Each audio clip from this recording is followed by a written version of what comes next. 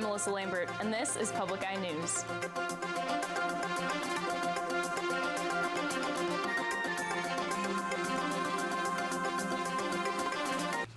And a 17-year-old boy in Rockford made a terror threat against a school because he was being forced to repeat the 11th grade. According to police, Jagar Ray Schwartz of Belmont wrote, quote, "I'm not complaining, I'm just going to shoot everybody up," end quote, on an Instagram post on September 13th.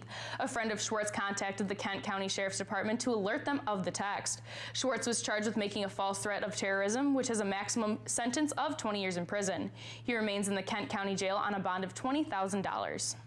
And stay tuned, because after the break, we'll be back with your national and international news. That I now have accepted, I have denied on several different occasions. And there is a reason I have denied that on several different occasions. It was for the fact that I am innocent. Nicholas Racine maintained his innocence during an evidentiary hearing today in Marquette County Circuit Court.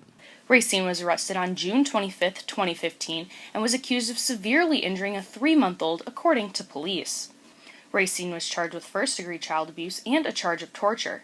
He pleaded no contest to the first charge on November 25th with the assistance of his attorney, Brandon Rickard, mostly to receive a reduced sentence. On the chance that I did not take the plea, which he thought was a good plea, I would be looking at 23.5 to life, to which at that point scared me considerably. The plea was given to the court the Wednesday before Thanksgiving break, and Racine sent a second letter to the court stating he didn't fully understand the terms of his agreement, especially the termination of his parental rights. He testified that the confusion was due to his learning and hearing disabilities, but Rickard brought forth a letter written by the defendant stating otherwise. Did he ever express confusion or say, "I don't understand what you're talking about"? No, he was very helpful throughout. Racine also felt that Rickard didn't believe he was innocent and asked the court for a new lawyer on October 2nd. The motion was denied, so he agreed to the plea deal. Prosecutor Matt Weesey had Racine's 10-year-old son Bryce ready to testify against his father in trial. He brought Racine's ex-fiancée, Melissa Baker, to the stand to testify on her son's behalf and said it would only cause Bryce more emotional distress if he was called to testify again. He does not want his father to be involved with him.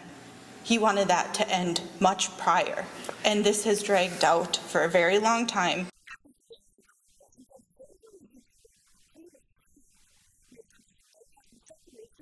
So Alyssa, Team Canada has reigned terror over all the other World Cup competitors, but I hear you have a story on some Canadians terrorizing citizens. Yeah, and some even say it's our fault.